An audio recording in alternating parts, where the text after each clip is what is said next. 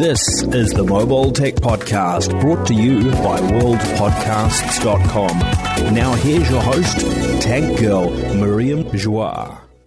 Brought to you by Audible. Stay tuned for a special offer at the end of the show. Hi, and welcome to the Mobile Tech Podcast. I'm your host, Miriam Joie, and today is Thursday, September 24th, 2020, and my guest is the awesome John Velasco of Digital Trends. How's it going, John? Thanks for having me. Great. I'm doing wonderful after a busy day. I was going to say, wasn't it like a big Amazon thing today you had to deal with? Yeah, it was a big announcement for Amazon. So everything from their speakers to Ring to Fire TV, and the crazy part was it wasn't a public event. So everything was private, and Microsoft Teams sucks. So yeah, well, I feel your pain. But here's the good news. We're going to touch on some of the stuff that was discussed and announced at the event later. But I want to focus on phones. As you know, this is a phone show. There's a bunch of really cool phone news this week that I think is going to make a lot of people happy. As you know, flagships are kind of expensive right now, right? Oh, absolutely. So it's interesting because I don't know if you follow the controversy with the Note 20 versus Note 20 Ultra. How the Note 20 is like $1,000, but really kind of cuts so many corners, it really should be cheaper, right? Yep. So I think Samsung redeemed themselves. Was it yesterday or the day before with that third Unpacked event that they had? And I feel like they gave us what we wanted. I mean, us being not just the Samsung fans, but the average person who's looking Correct. for a solid, working for all carriers, available from all carriers, almost like an affordable flagship, like a OnePlus type device from Samsung.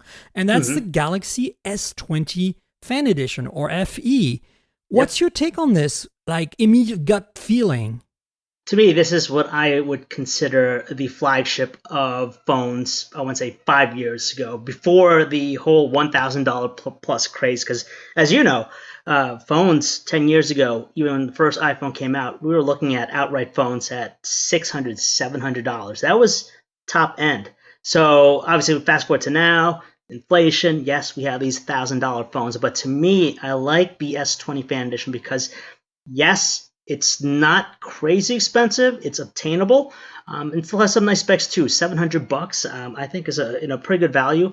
There are other cheaper devices out there. It's going into the OnePlus territory, obviously, at that price point, and I think that's going to be the biggest comparison between these two phones when it comes to price point. Yeah, I kind of feel that they're really like competing directly with OnePlus. They're like, look, the A series, the A series is pretty awesome, and we know it's not that, like, because it's a mid-range series that's really created for a broader market like Asia, India, and Europe. And they didn't really have anything to compete directly with that, specifically that OnePlus 8, kind of price point, the $700 price point. And I think they're just like literally targeting OnePlus, which we're going to talk about later in the show. It has some news coming as well. So maybe the timing is right. Maybe, it's got a good competition that's coming up, right? Yeah, no, there's going to be a lot down the road, and we're just getting started. It's the busy season, so. Oh, God, yeah.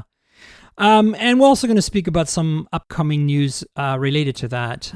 But I want to quickly look over those specs. So it's the Snapdragon 865, which is the big gun. So you're not getting a 7 series chip, which, as you know, in that price right now, a lot of people are kind of going premium with that higher mid-tier chip to save some money, which, by the way, is awesome. That 765 chip is pretty great. And if that phone had that, I wouldn't be mad.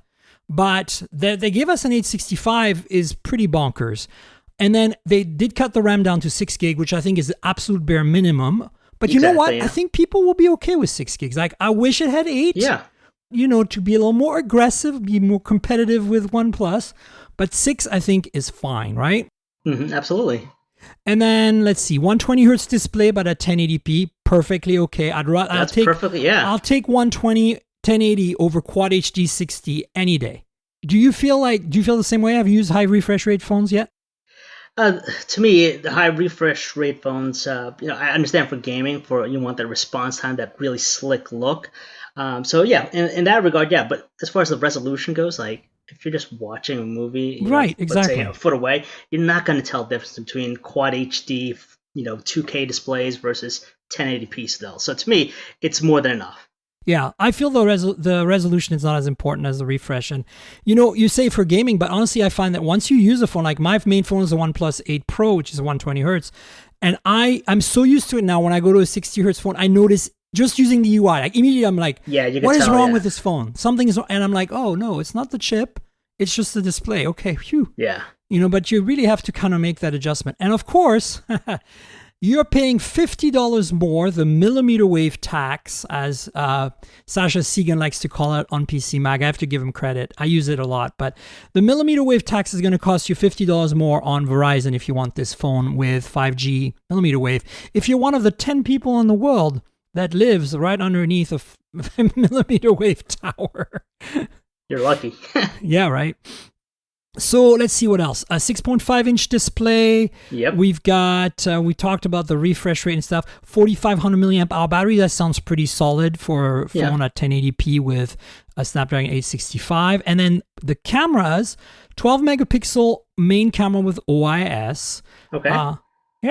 12 megapixel ultra wide, 8 megapixel telephoto. Yeah. 3 times optical zoom. That's not bad. Not bad because you don't want 2 times optical zoom because it, at 2 times you're not really getting much. Yeah. I like it, and it doesn't do 8K. Who cares? Oh, come on. Oh, I care. No. Oh, you do because you're a video guy. But that's where you spend a little more and you get like a Note 20 Ultra. Actually, it's on sale right now, so Yeah, B&H had a great deal. you're not spending $1,300 anymore. Yep.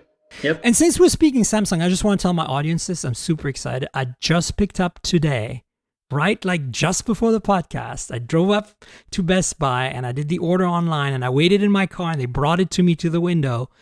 The Z Fold 2.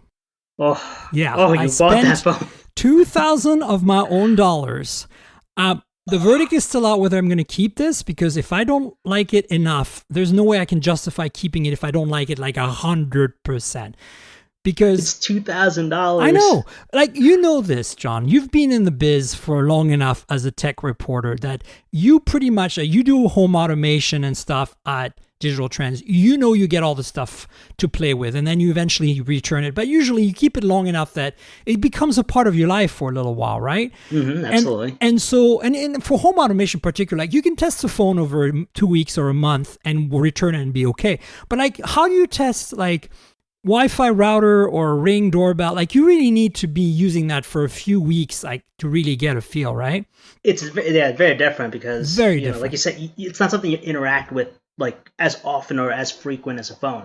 Phone, you're pretty much, I'd say, maybe 10% of my days devoted to just the phone versus, let's say, a robot vacuum. How often are you going to clean? I'm not really interacting with that, but yeah. Totally. Absolutely, it takes a lot longer. So I have 14 days if I want to return it. The verdict will be if I keep it or not, folks. Because as you know, the point I'm getting to is that I get all my phones to review for free. I mean, obviously I have to return them, but they're free. So I got a Note 20 Ultra from Samsung, but Samsung, when I asked for Z Fold 2, they said sorry, we don't have enough, or they were very politely saying no, you're not getting one, Miriam. As much as we love you, you've had that happen. You know that vibe, and so no issues with Samsung. They've been very friendly and generous to me this year. After a bit of a lull for a while there of getting stuff from them, so I'm very grateful. But I went ahead and bought it because I didn't play with the Fold last year. I bought a Z Flip earlier this year for the same reason. They wouldn't lend me one, and I didn't keep it because it was awesome. But really, ultimately, it's just a normal phone that just happens to fold in half. You know what I'm saying? Yeah. And it's a great party trick, but it didn't really bring, other than the wow factor, it didn't really bring too much that I couldn't justify because it's my own money. I couldn't really justify. Exactly, yeah. But this Z Fold 2, I kind of feel like I want to explore this tablet versus phone, be productive. And if it feels like a fit, I might make this my main phone and replace my OnePlus 8 Pro. So you heard it here first, folks. I bought it unlocked, full price. I went nuts. I bought, of course, the bronze because, what else do you do? Of course, it's the best color. I know. So that's my Samsung news for the day. This FE, look, I'm so excited about this. I'm not a huge Samsung phone fan, but I have to say, Samsung getting into OnePlus territory, I am 100% on board. Like, there is something going on at Samsung here that's really smart after the stupidity that was the Note 20 Not Ultra. Like they finally like have somebody is doing something right, because I didn't think it was going to be that cheap. I just thought it was going to be a rebadged S20 or S20 Plus with some things tweaked, but I didn't expect it to be like right in the sights of OnePlus 8. Yeah, and plus it also has still like wireless charging. Yeah, and water resistance. I mean, the whole shebang. Like they didn't skimp. Like think about this, right? OnePlus 8 Pro. The reason I went for the 8 Pro, I mean, I got it from OnePlus. I didn't buy it, right? But the reason I went and made that my main phone is because it has wireless charging. I can't live without it. And I would have been probably okay with the OnePlus 8, but no wireless charging, no go. So if you are looking, you have I set on the 8, but you want, wireless charging, and also you want full 5G support for the US. Like, that's the thing. Like, I still don't understand why the OnePlus 8 and 8 Pro do not support AT&T 5G. Like, they only support T-Mobile 5G, right? Unlocked ones. So, like, what? It's weird. One last thing on the FE, has a 32 megapixel front camera. Not that anybody cares. I mean, I suppose a lot of people care because they take selfies. But it's a good looking phone. It comes in lots of fun colors, right? It looks like a good phone. This camera doesn't stick out as much as the other new devices. Simple, clean looking phone. And the price, like I said, it's the price that I was used to paying for a high-end smartphone, 5+ years ago. So for me, this is like a great price point to be at right now. Yeah, I'm actually wondering, I'm looking it up right now on GSM Arena, of course, because, that's a database of the universe of phones. Like, I want to give them props because I use them every day. Like, when I write a phone review on Hot Hardware and I need the specs, I don't go to the manufacturer. I just go to GSM Arena, call it a day. I'm looking something up, and it's looking at the body. The dimensions, of course, I don't care too much, but I want to see, is this metal or plastic or a hybrid of metal and plastic? Oh, so it's a plastic back. Has to be plastic, yeah. But it's an aluminum frame. So it's basically like the Note 20 Not Ultra, which I'm okay with at that price point. Yeah. No, like, if I had to choose between a glass back and wireless charging, one or the other, I'll take wireless charging, even though I really want the glass back, right? I don't know. The wireless charging, that's the future. Totally. Oh, by the way, microSD XC comes as 128 gigs of storage. And that's pretty good. And does have microSD, so if you want to expand it, you're in business. And stereo speakers. No headphone jack, but you kind of knew that. Like, that's no big deal. Yeah. No. That price point now. So we've both established we're fans, right? Okay. Here's another phone that costs $699 that I cannot believe costs $699 in a bad way. And I want to love it because I you and I have history with Nokia, right? Oh, yes. I mean, we have so much history with Nokia. So the Nokia HMD Global Nokia 8.3 5G, which was announced in March or February or something, like around the time of MWC, as one of the first phones with Snapdragon 765. We were speaking about that mid-range chip earlier. And it's one that has almost universal 5G across the world, which is nobody else has done. Like, a lot of the 5G phones today that use a 765 are very regional, right? They work in Asia or Europe or the US. And of course, in the US, they don't have millimeter wave because they need a special version for Verizon. But other than millimeter wave, this phone unlocked supports pretty much everything in the world, that exists today, which is impressive. But then I look at the rest of the specs, John, and I'm like, now that the Galaxy S20 Fan Edition is around, like, I can't tell people to go out buy this Nokia 8.3 5G. It just doesn't vibe with me. Very interesting aspect ratio, though.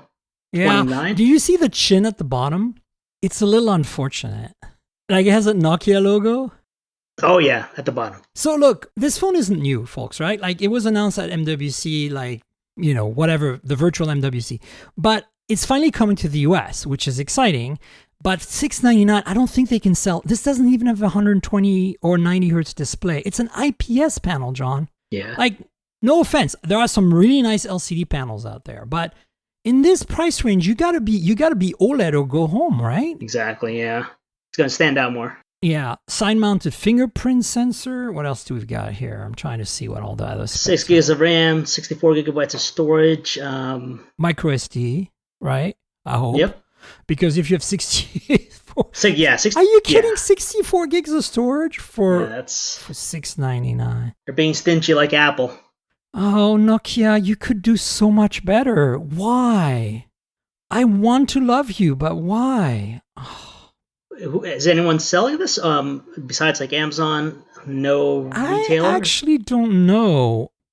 I think it'll be probably on HMD or Nokia's website, and then Amazon. I get you it's going to be Amazon and maybe Best Buy. Yeah. They definitely have a tougher route than, let's say, the OnePlus. Even the brand name, Nokia, everyone knows. But the last, let's say, decade now, they haven't been doing that well here in the US. No. And of course, their history going Windows with Microsoft and back to Android. So they have a lot of work to do to build up, I guess, reputation, especially here in the US, because it's a fierce market. Yeah, for sure. I'm trying to read up on the previous article from MWC about the camera. So this has a 64 megapixel main camera with Zeiss optics, 2 megapixel macro, which is completely useless, as we all know, because it probably doesn't have autofocus. 2 megapixel depth sensing camera, also useless, but at least it means that you can do depth sensing on something more than a human face. Like you can do your hand or your cup or whatever. It has a 12 megapixel ultra wide as well, and does 4K video. But here's the thing: you notice that none of the specs I just read, and maybe I should go to GSM Arena here, but none of the specs I just read say OIS. Again, the Galaxy S20 Fan Edition at the same price has OLED, 120 hertz, 120 gigs of storage, OIS on the main camera, a telephoto. Like the list goes on. Like honestly, Nokia, to me this sounds like a $400 phone. I just reviewed the Moto One 5G last week on the show and on hothardware.com, and it's a better phone on paper than this thing. And it costs $445 from AT&T. Wow, that's pretty good then. So I feel like the timing is completely wrong. And this was announced at MWC, right? Yeah, but the timing for announcing to the US is just completely wrong. Yeah. Like let me look something up here, because again, GSM Arena, they are our friends. There it is. I found it. So let's see what they say about the camera. No OIS listed in here. Pain. Oh, it does have a 3.5 millimeter headphone jack, but it doesn't look like it has stereo speakers. 4,500 milliamp hour battery. Oh, and guess what? Fast charging only at 18 watt. Oh, 18 watt. Oh, slow. That's not fast charging, guys. Yeah. Well, okay. I can't be too mad, because I just went back to the Galaxy S20 FE. It only has 15 watt charging. Okay. Well. But John, it has wireless charging, which the Nokia doesn't have, which is kind of amazing. And is water resistant construction or no? No. It doesn't say here. Let's see. It doesn't say. Man. Yeah. No. I feel bad again. Yeah. I want Nokia to do better. I know they can, especially since it's manufactured in China. Like Nokia is a Finnish company. HMD Global is the new Nokia. And they're a Finnish company. They're headquartered in Finland. But all the engineering, design, manufacturing is all happening in China. Yeah.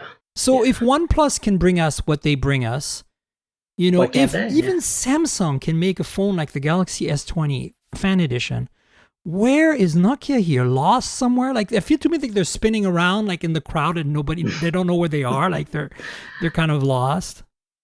They need to refresh at this point. So, I mean, the news is basically this phone's coming to the US, and I don't see how I could recommend it simply because it's just not competitively priced. If they immediately discount it to $499, then we can have a conversation. Maybe it's worth it, And the other thing is, here's the other thing, John. I read the reviews on this phone from actually like the European blogs, and it's not that great. Like it's fine. Yeah. But it's not like, everybody went nuts on the OnePlus Nord, which is cheaper than this and has similar specs and has OIS on the camera and has a 90 hertz display, etc., etc., etc. And it was like 399 euros or something. This thing sells for 632 euros. Wow. Big difference. That's like 250 euros more, and it's spec-wise way worse. Like, I don't understand how they're based. Yes, they're based in Finland, but everything's done in China. How can't they be competitive? Like, within $50? Yeah, it's a mess. It seems like a mess already for them. Anyway, I don't want to knock on things. It's really disappointing when it's a company I care for. I think that's what it is, you know. All right, so let's talk about OnePlus because, do we have some OnePlus news for you? So officially, they've announced that on the 14th of October, they're launching a phone. We all presume it's going to be the OnePlus 8T, which is an update. The T series are always an update to the previous in the year version. So there's interestingly, they haven't mentioned anything about, at least we haven't seen any leaks about a OnePlus 8T Pro yet. Yep. So that's interesting to me. But what we hear, there are some things we hear. We hear rumors of a 120 hertz display. The OnePlus 8 only has a 90 hertz display, so that's an improvement. And there's rumors of 65 watt charging, which Oppo has been using for quite a while. And PC Mag had an article about that today. They had an interview with Pete Lau about the 65 watt charging. It turns out I'm actually mentioned in that story for some reason. I think Sasha and I were talking, and he said, we were talking about the batteries. And you know how they do the 65 watt charging, John? They actually have two cells inside. So say you have, say it's a 5,000 milliamp hour total. It's actually two 2,500. Okay. And they charge them in parallel. That's how they get the speed. So that's how they do the 65 watt. And you're going to say, well, that sounds really new and exciting, but no. And as you know, BBK, the parent company of OnePlus, is also the parent company of Oppo and Vivo and Realme. And they've been making dual cell 65 watt phones since the Reno Ace in November 2019. So we're getting technology that's a year old. Yeah. That's in the same BBK group, purview, and coming to OnePlus on the 18th. So this is all, I mean, I think this is confirmed now because Pete Lau told Sasha on PC Mag, but I'm not 100% sure the 120 hertz has been confirmed. There's a lot of rumors around stuff, but what is for sure is that you should, set a calendar entry for October 14th if you're a OnePlus fan, because some big news is coming that day. So I'm guessing the 8T is going to be at that same price point, like $699. $699. Oh, so okay. Well, I mean, I'm assuming, right? Because that's what the 8 is. I presume the 8's going to go down in price. They always do that, right? Yep. And then the 8T is going to replace it. But they might surprise us. Who knows? They might go lower. What if they get more competitive? That's tough to say. Based on just, the trends, it seems like so far they've been slowly moving upwards. Yeah, but I think they got a lot of crap for that this year. And that's why I'm like, my gut, and I'm not sure what's going on here, because this is completely my gut. My gut is it might be $50 cheaper. Because remember last year with the 7T, they did the same thing. It was a little cheaper and it was a little better. The 7T last year was such a great phone. I still recommend in my reviews to people who say like, oh, what if I don't care about 5G? I'm like, just buy last year's 7T or 7T Pro. Like, they're great phones. But so, the other thing that is related to this 14th of October launch is that there's a lot of leaks and rumors that are kind of like accelerating around a OnePlus Nord US version. Oh, nice. That I'm excited for. Like, I think it was Calpe, but one of the execs at OnePlus was very clear a few months ago when the original Nord came out, which I reviewed for Hot Hardware. Check it out, guys. He was very adamant and said, this is not coming to the US. And we were like, no. How could you? Now, you're going to say, well, you just buy it and import it. That works, but then you don't get 5G in the US. It doesn't work for 5G in the US. Yep. I tested it. I went thoroughly tested in multiple cities, no go. So what I say is that we need a Nord in the US. But all the rumors about the Nord has been that it would go with a Snapdragon 690. And if you know your Snapdragons, the 690 is the only 600 series chip from Qualcomm that has 5G. So this would be a 5G phone. It would be the first phone that I've heard of with the 690 chip in it. And it might be less than $400, which is basically the same price as the original Nord. The original Nord has a 765G. Like the Nokia, right? But 400 for the US is very aggressive for 90 hertz phones, 690, Snapdragon 690, and hopefully it keeps OIS on that main camera because the Nord regular that I reviewed has a 48 megapixel, identical to the OnePlus 8, that is OIS It's the Sony IMX586. It's a good sensor. So the 64 is probably the Sony IMX686, which is the 64 megapixel version. And I'm wondering, I mean, again, this is all rumors, but I'm wondering if it keeps OIS, because that's one of the things that made the Nord camera pretty decent, honestly. And so I hope they don't butcher it too much. That's my hope. The other thing about the phone with 5G support, sub maybe $400. 120? It's 90 hertz. 90. Oh, it's a 90. Yeah, Okay, well, it's close. That's still not bad. That's still pretty not great. bad. Yeah, I can do 90, no problem. It's just interesting to me that we're getting a different version, and it's probably because in the US the carriers probably want to play, right? And for them, there needs to be a bigger price spread between the 8T that's coming and the Nord, because the Nord right now in the rest of the world is so close spec sheet wise. It's essentially a OnePlus 8 with a lesser chip, right? It's really, that's all it is. Like, it's so close to the OnePlus 8. So I think that's what's going on here. Yeah, it's definitely exciting. I mean, I'm super stoked. I'm a huge OnePlus fan. And what we're talking about here, folks, is a OnePlus Nord for the US that doesn't suck, hopefully. The 690 chip is an unknown, but I have a hunch it's going to be pretty damn great.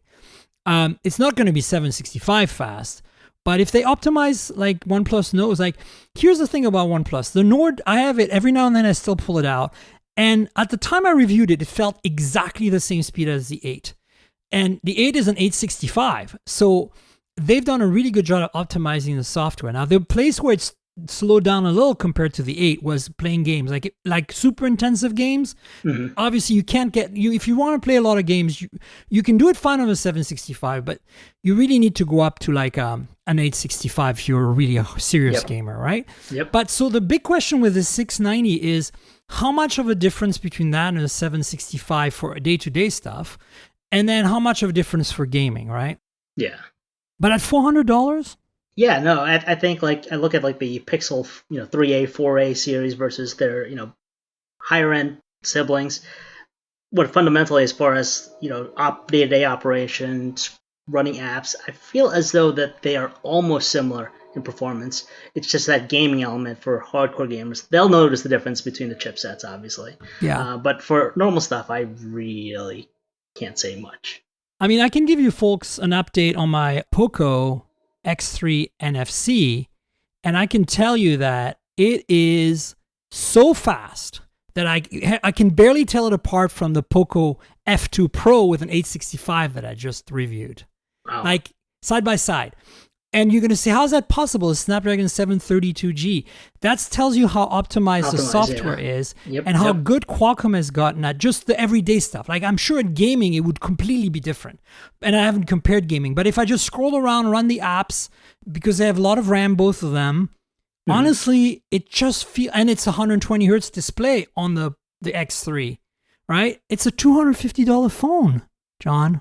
I wish I could review that phone, but it sounds very enticing. Awesome. My review's coming on Android Police, folks. Stay tuned for it. It is an incredibly cool phone, the Poco. Especially if you live abroad, because in the US it doesn't support all the LTE bands. Of course, no 5G on that phone, but $250. Can't complain. $250 for a phone with 5,160 milliamp hour battery.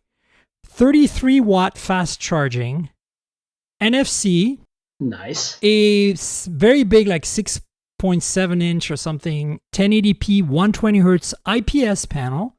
Okay. And, it's borderless, unlike the Nokia that has a little logo part at the bottom.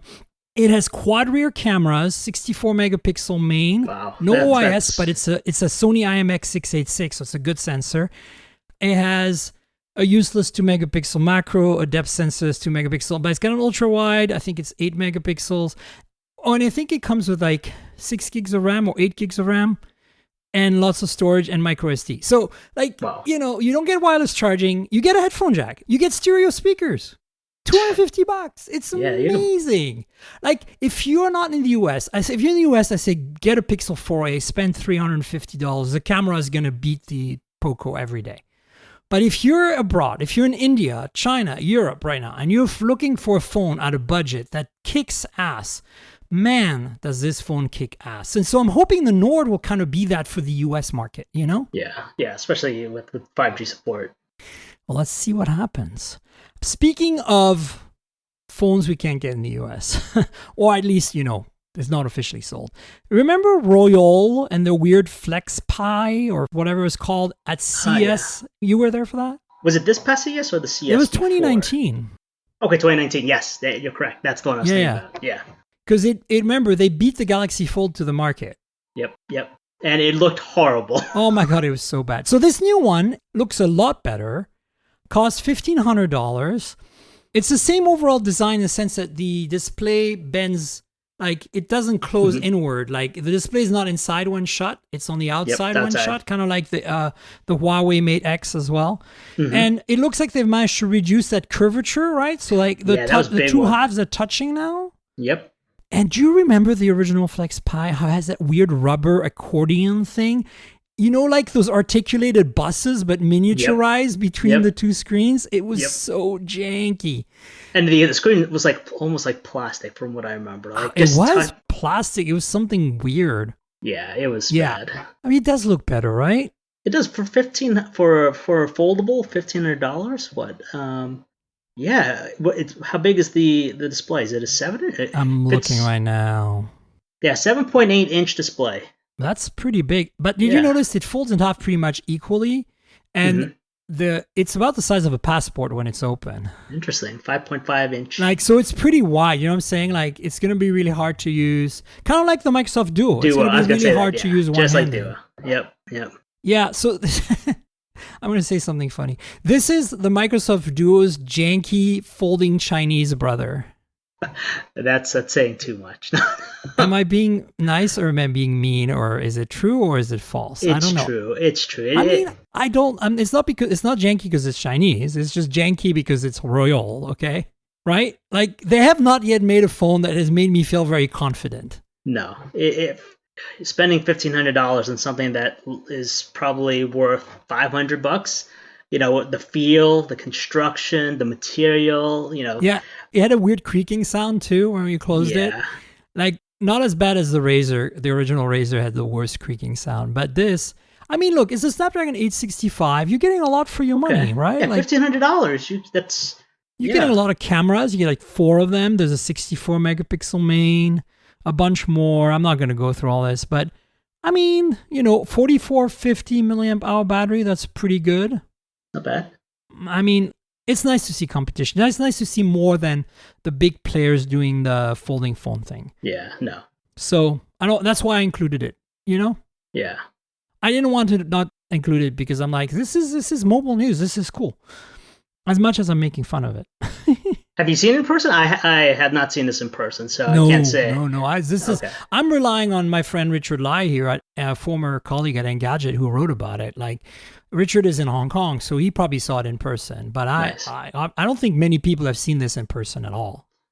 At this point. Looks like the way it folds in. It's like it clicks in a few spots too. It's not like a smooth movement. It's like click, click, click, done.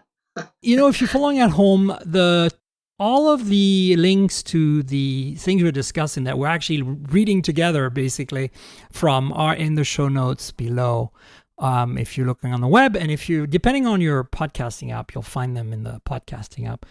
Let's move on to some exciting news of announcements and leaks, more leaks and announcements. So I'm pretty stoked about the Pixel 4a that came out and I reviewed for Hot Hardware, the $350 small phone from Google that is basically better than a Pixel 4, better than a Pixel 3X and 3XL from last year, and costs $350. So there is big rumors, and I linked The Verge here, but I could have linked a bunch of different people, for that the 4A 5G, which is the bigger 5G version of the 4A, and the 5, which we all know are coming out on September 30th, that's when the big event is, there's a lot of specs being leaked. So I'm going to go through these specs with you, John, and let's play what if and be like the analysts that we are, because we've been doing this for years. I'm pretty excited about this. The rumors are that the price point is going to be spread between $350 for the 4A. That's a known entity. Google said $500 for the 4A 5G.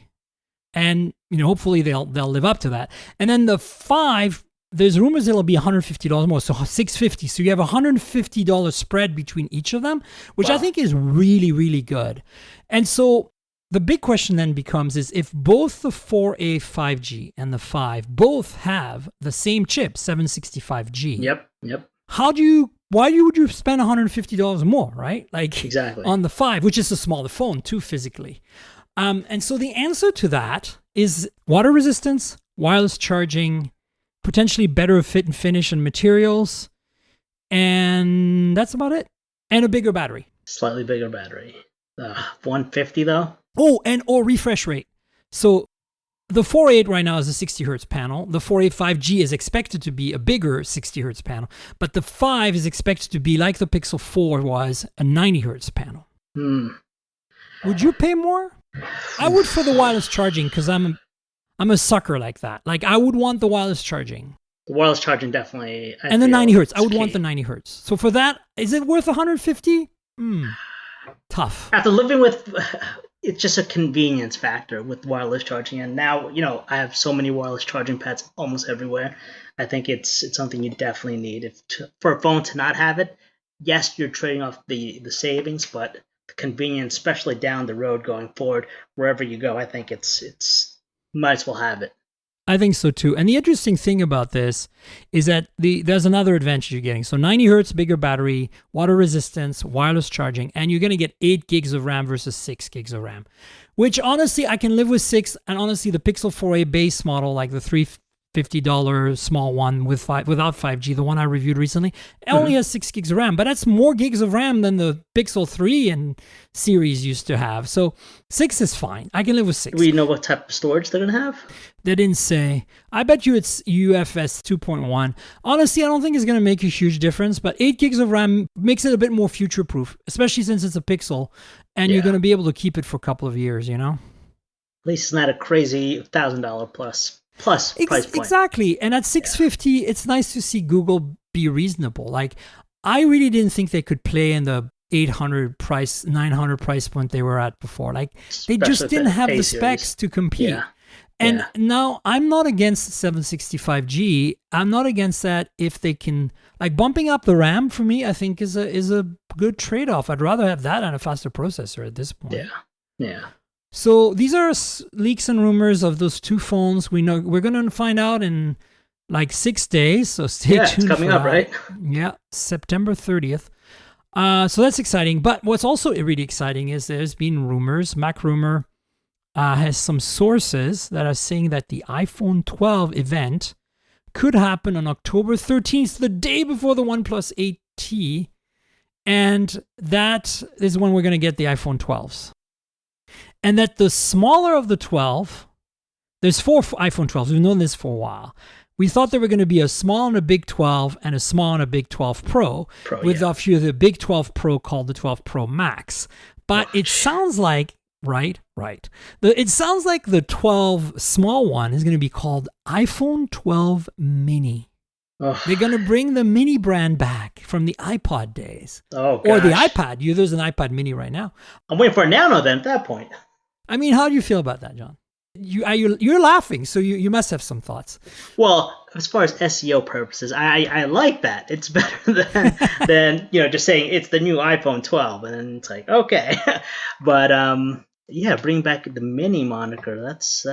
It would have a 5.4-inch display, and if you think that it's covering the entire front of the phone, I did a quick little bit of math in my head with aspect ratios. Like I used the same aspect ratio as the existing iPhone 11 series, and I scaled it down. That would be a smaller phone in hand than the iPhone SE that was just released. Wow, that's so for people who want a small iPhone, they're not kidding around about the Mini name. Like this is going to be the one you want if you want a modern, compact, Face ID based, full screen iPhone.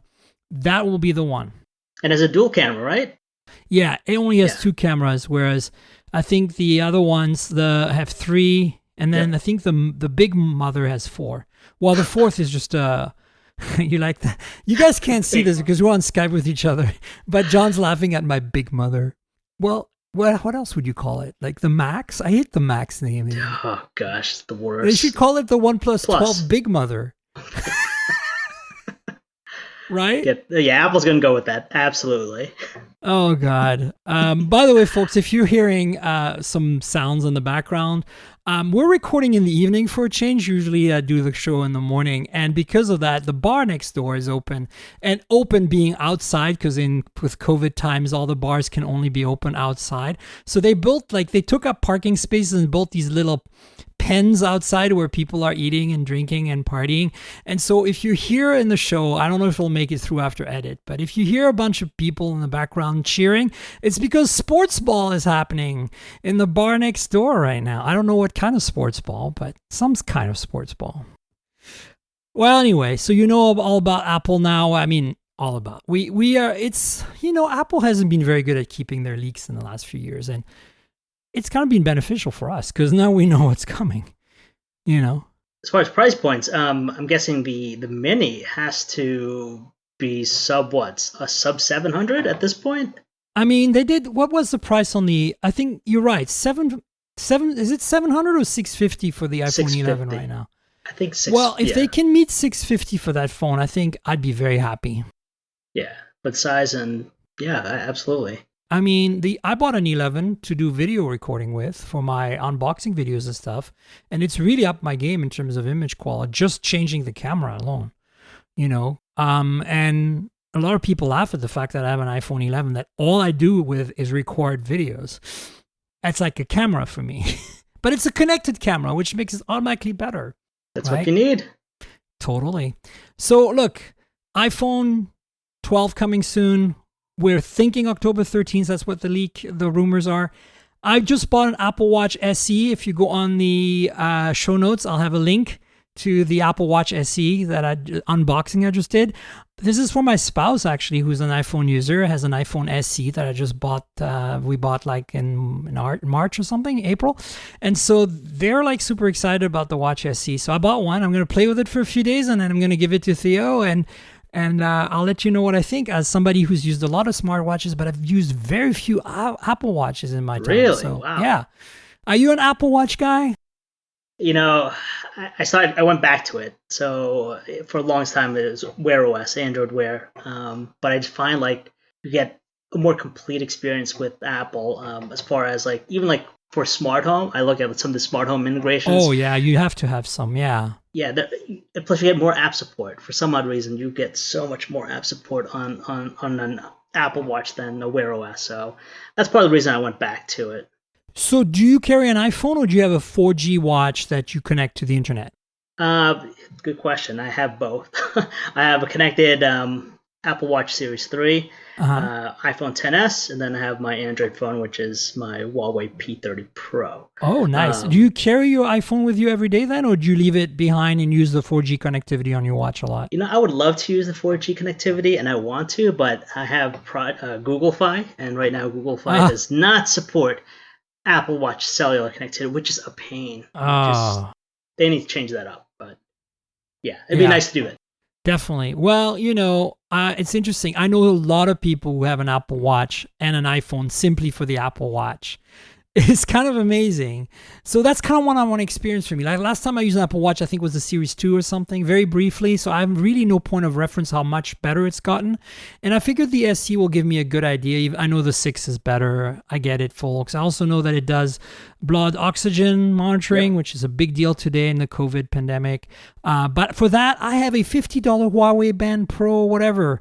Not a Huawei one, it's an Honor one. But those things cost so little and they keep sending them to me. And if I want blood oxygen level, that does it. And very well. It's not FDA approved, but whatever. Also, it does really good sleep tracking and it's much smaller than wearing a watch. So actually, right now I'm using an Oppo watch. Which, by the way, folks, I didn't mention much about it, but I love it. The only thing I don't like about it is battery life, but everything else about that is a really great Wear OS watch. I checked that one out too. I have it somewhere here. I did the unboxing video. I need to edit it and upload it. Like I'm so behind on my videos.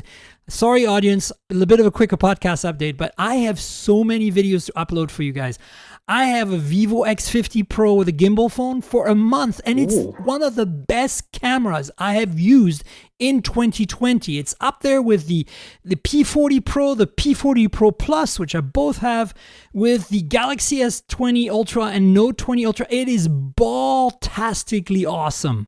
And I can't, like, it every time I use it, I go like, wow, this camera, wow, Vivo, what did you do? And it's not just that camera. Get this, John, it has 4 cameras. You're going to say, oh, cringe, 2 megapixel macro crap. No.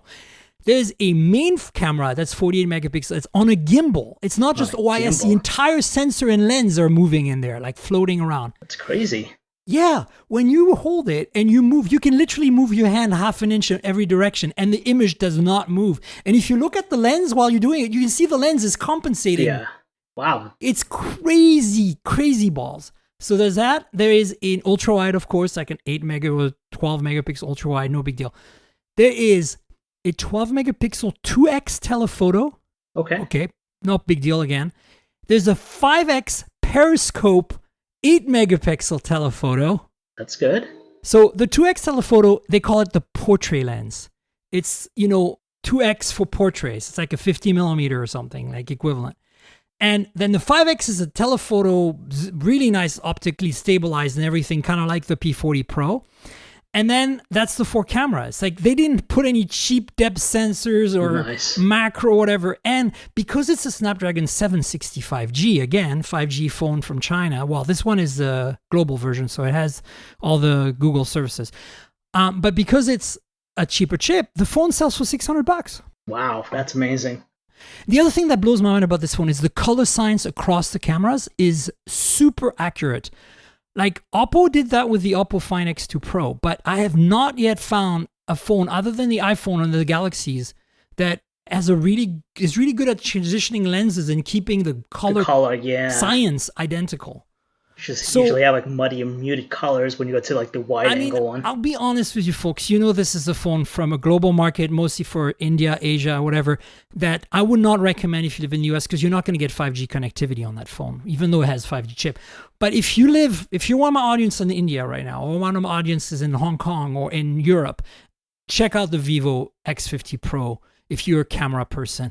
Because the gimbal on that thing is amazing. Now, I didn't use it much for video. A lot of people were like, oh, gimbal, so video should be really cool. And it's smooth, but I feel it's photography. That's the kind of hidden story behind this phone. Like, this camera freaking keeps blowing me away. I just took it to the beach. Like, there's a bunch of completely deserted beaches north of SF. If you travel north enough, like at 2 hours or something, you'll find nobody out there. And we just go in there and chill out and, say hi to the seagulls and listen to the water while lying on a blanket listening to podcasts. It's great. And I took it with me and I hadn't touched it in like a couple of weeks. Mm-hmm. And I was like, this camera, every time I go back to it, I'm just like, you're staying in my pocket now for a few days. Yeah. And a gimbal in your pocket. A freaking gimbal. Yeah, that's nuts. Yeah. So anyway, I don't know how we got to that topic, but that's right, because of the Apple Watch and because of all the things that I need to edit and upload. Oh my God, so many videos. So there's the 3 things I have played with that I haven't uploaded the video. It's like the Apple Watch, the P40 Pro Plus from Huawei, which also has 2 telephoto lenses, and then the Vivo X50 Pro gimbal-tastic madness phone. Yeah. So, hey, do you want to talk about Amazon for a minute? Like, I want to, tell us what happened and what you think is baller.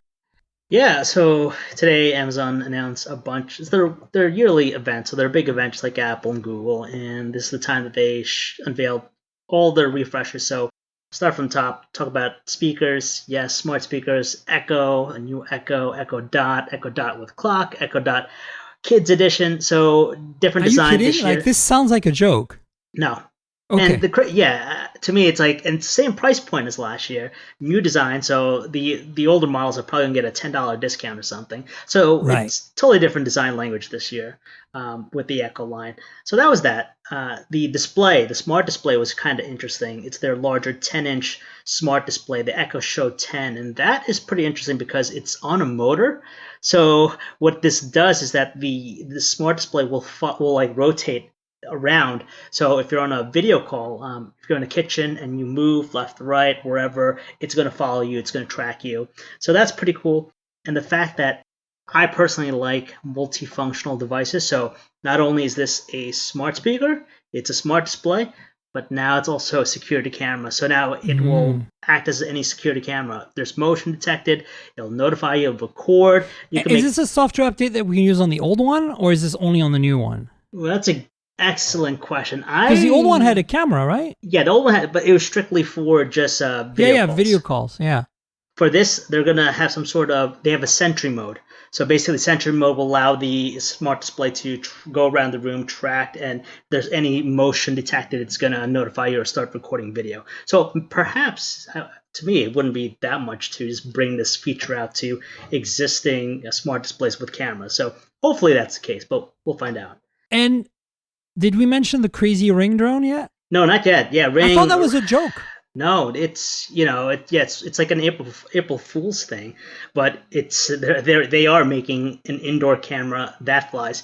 If you want to call it a drone, they kind of want to steer away from calling it a drone, but everyone's like, yeah, it's an indoor drone basically. So it literally looks like a video doorbell, one of their video doorbells, slapped with a propeller guard on top. So I'm thinking, who designed this? Like, it's not aerodynamic. It looks like it's not going to be stable. It's going to take up a lot of power just for it to stabilize while it's flying. But it's here. It's coming next year, and it's going to patrol your home. Works just like their video doorbell. But the thing is, Miriam, I want to say, is that it has only a 5-minute runtime. Oh, wow. Wow, that makes sense. 1 hour recharge. So as a security camera, I'm not sure So basically, if you're a robber right now, just go in there, trigger the thing, make sure it doesn't see you. Then it needs to go back to charge, so then you can rob the second time and you're good to go. Exactly. I didn't say that. But well, we'll see how it goes. Maybe version 2 might be better. But yeah, that's the crazy thing that they announced. And then also Ring is getting into the car space. Yeah, I saw that. So yeah. 3 new products. They have a alarm system for the car you could install. There's a dash cam, and I forget what the third one was. It's, I believe, some sort of software-based security feature. But the dash cam, works just like any dash cam. It'll notify you if there's any movement. It also works when the car is not on. So if someone's messing around with your car, it'll record that footage. But yeah, it's interesting that Ring's moving into this space. So we'll see how that goes. What as a Tesla driver, a Model 3 owner, what kind of struck me here is that it'll be open to any automaker, the back end. Yeah. For the Ring car technology. So I'm reading an article here on /Gear. I presume it's Chris Davies. I'm quoting, it'll be open to any manufacturer that wants to participate, much in the same way as that Amazon makes it easy for them to integrate Alexa features into the dashboard. First out of the gate will be Tesla, which will have support for all the Teslas, the sexy models, S3, X, and Y, sexy. So basically, it sounds like it'll just be a software thing because the Tesla does have all its cameras, including one indoors. So it's just going to leverage the Ring ecosystem at that point. I would dig that because I'm already a Ring customer. Yeah. So I'm a customer of Ring and Tesla. So for me, it's kind of a good fit. Last item on the list before we wrap things up. Are we having a fun show? I'm slightly more awake in the evening, I'm noticing. Maybe I should do more evening shows, John.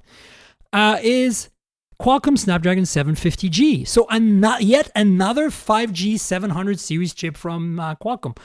Let's go back in time a little bit. In December in Maui, in Hawaii, before the COVID and pandemic, when we could still travel, remember airplanes? I went to Hawaii, Qualcomm invited me, and they announced the 865 and 765 chips. The 865 is the flagship. The 765 is kind of like a scaled down, more affordable version. And the nice thing of the 765 is that it has built-in 5G. You don't need a separate chip for 5G, which really makes it more cost-effective. Yep. And it supports millimeter wave. And there's 2 editions. There's 765 and the G version. There's a bunch of G versions of the various 7 series chips. And they're slightly faster on the graphics and the clock speeds generally. So they're good for gaming. And so the 765, 765G were the first 5G chips for that series. Then they announced a couple of months ago, the 768G, which was kind of a bump up from there in terms of performance. And then now we have a 750G, which is a bump down. So basically, you have now a spread of these very narrow 700 series Yep. chips. It's very interesting. So let me read you some small details. I've got this here, and thank God for AnonTech for being a bunch of nerds and giving us a table that compares everything. Tells me which is good, better, or best. I love nerds. Okay, so let's see. Clock speeds are definitely lower, so that's exactly it. The 768 has the highest clock speed, the 765 middle clock speed, and the 750 has lowest clock speeds. Same with the GPU. There's slightly difference in performance there, differences in DSP and neural processing unit, basically AI chip. Memory control is the same. It can handle DDR4X, so that's good at 2.1 gigahertz. And then we have, I'm super nerding out right now. Okay, so the Snapdragon X52 modem. So it does support both sub-6 and millimeter. That's what I was looking for, really. Sorry, I read through the whole table like a total nerd. That's the most important part. Yeah. So it supports both. So this chip, when it comes, it's also not a 7 nanometer. It's an 8 nanometer chip. So it's a little cheaper to manufacture. Yeah. So when it comes out, this chip will have potential support for millimeter wave. So I expect we might see it on some phones in the US, probably early 2021, like around the MWC timeframe. If MWC is in March again, because there's rumors it's going to move to July. Whoa. Did you hear about that? July? No. It's still in Barcelona, though? Yeah, in Barcelona. Can you imagine in the middle of tourist season? That's going to be mad, bro. It's going to be hot. Mad, bro. I like saying that. Those two words combined. Only that. I don't say bro by itself. No way. I say mad by itself all the time, but mad bro together is kind of fun. So yeah, that's the news, folks. That's it for this show, really. John, do you want to tell the audience where they can find you on the internet, your social media handles, and where you write and all that good stuff? Yeah, so right now I'm the smart home editor at Digital Trends, and you can find me on Twitter, Instagram, LinkedIn, handle at John_C_Velasco, or just on YouTube. You could find me there too. But yeah, just do a quick search. Is it just John Velasco on YouTube, or do you have a special channel name? That's a very good question. I do not know, but I'm pretty sure if you just type in John Velasco, I should come up. Okay, good. That's what I mean. All right, so folks, you should follow John because John's been doing this for a long time. He was doing a lot of phone stuff before, and now he's your smart home guru. If you have a house, an apartment, a car even now, apparently cars are our homes on wheels, talk to John about the tech. Ask him the questions. He'll have the answers, right? Absolutely. I want to let you know where to find me, folks. You probably know because you listen to this every week, right, everyone? It's Tank Girl. TNKGRL is my handle on Twitter and Instagram. That's like the comic book character Tank Girl, but without the vowels. So that's easy to remember. Just drop the vowels. Boom. Twitter and Instagram handle. Twitter is where you want to discuss the podcast with me. You want to talk, tell me that I'm wrong, argue with me, or whatever it is. And then on Insta, you'll find some photos of phones, photos taken with phones, all that good stuff. You know, and then there's YouTube channel, youtube.com/mobiletechpodcast with a lot of videos that I haven't uploaded yet, but a lot of videos I did upload. So like watch my Apple Watch SE unboxing, a bunch of other stuff. There's a lot of unboxing, a lot of like hands-on, some reviews sometimes, but I can't keep the reviews for the podcast really. So that's one thing to check out. If you happen to listen for the first time or John brought you here, you follow John because you follow John and you came to the show, awesome. Please subscribe, mobiletechpodcast.com. We're on Google Podcasts, Apple Podcasts, Pocket Casts, Spotify, pretty much everywhere good podcasts can be found. And more importantly, I would ask you a favor, which is if you are on a platform that supports a rating or reviewing the podcast, take a second, write a little thing and tell us how you feel about the show, rate the show, review the show, all that good stuff. That would really help. And related to that, there's a donation link in the show notes. It's a PayPal link.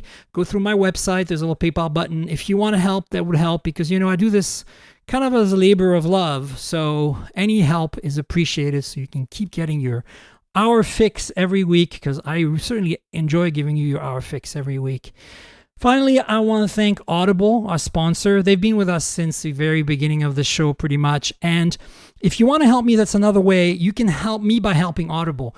So Audible has a special deal right now, 30-day free trial. You get a free book at the end if you don't stay or you stay, whatever you decide. If you're not already an Audible customer, consider helping the show by getting an Audible subscription. There's a link in the show notes below. It's audibletrial.com/mobiletech. That's audibletrial.com/mobiletech. Please consider either donating directly or, going through our sponsor Audible and becoming an Audible customer. If you are like me and you love books, you love reading, but maybe for whatever reason you need to listen to books instead, like a good example is, the FedEx driver all day long. Podcasts, it's one thing you can do, but audiobooks, it kind of immerses you for a really long time. So a few hours of a book, it's kind of a nice experience. It's like watching a TV series. You go back to it to listen to the rest of it the next day. It's really good. And of course, Audible is the platform for audiobooks. They have a huge selection, tons of books, lots of books read by the authors, which I really like. It's kind of, really hearing it come from the people who created it is kind of fun. So yeah, thanks to Audible. Check out Audible, audibletrial.com/mobiletech in the show notes. Consider supporting the show and supporting Audible by clicking through. Much appreciated. And I want to thank Audible again for being with us for a long, long time. And of course, I want to thank John for being on the show yet again. Thanks for having me. Appreciate it. Absolutely. Thanks so much for being my guest, John. And we'll have you on at some point in the future. And folks, we'll have another show next week. You know this. So stay tuned and come back then. Cheers, everybody. This has been the Mobile Tech Podcast with Tank Girl, proudly presented by worldpodcasts.com. You can visit us online at mobiletechpodcast.com.